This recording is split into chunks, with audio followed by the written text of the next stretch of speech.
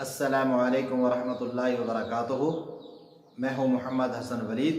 اور آج آپ دیکھ رہے ہیں ہمارا یوٹیوب چینل محبت کے وظائف۔ وظائف کی دنیا میں، عملیات کی دنیا میں آ کر ہمارے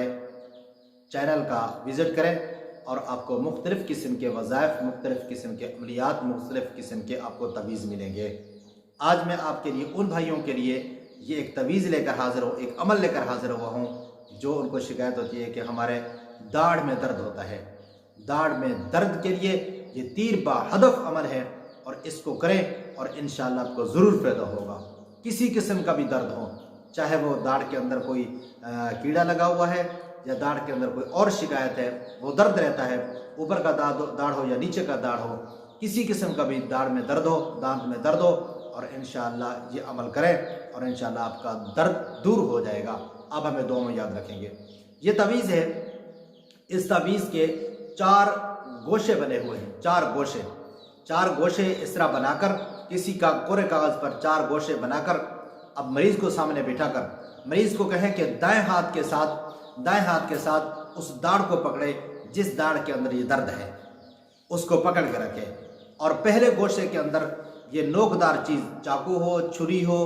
یا اسی طرح کوئی کیل ہو، اور وہ اس کے اوپر پہلے گوشے کے اوپر یہ زور دے کے رکھ کر اور پڑھے الہی بحرمت عثمان ابن عفان، درود شریف پڑھ کر، بسم اللہ پڑھ کر الہی بحرمت عثمان ابن عفان یہ پڑھے اور 3 بار پڑھے، اور اس کو 3 بار پڑھے، 3 بار، 4 بار، 5 بار، 6 بار، 7 بار تک اس کو پڑھے۔ پڑھنے کے بعد مریض سے پوچھے کہ آپ کے داڑھ کو درد آرام ہوا؟ اگر وہ کہے جی آرام ہو گیا تو پھر ٹھیک ہے، اگر نہ آرام ہوا پھر اسی طرح دوسرے گوشے کے اوپر، گوشہ نمبر 2 کے اوپر یہ اسی طرح کا نوکدار چیز، لوہے کی چیز، چھری ہو، چاقو ہو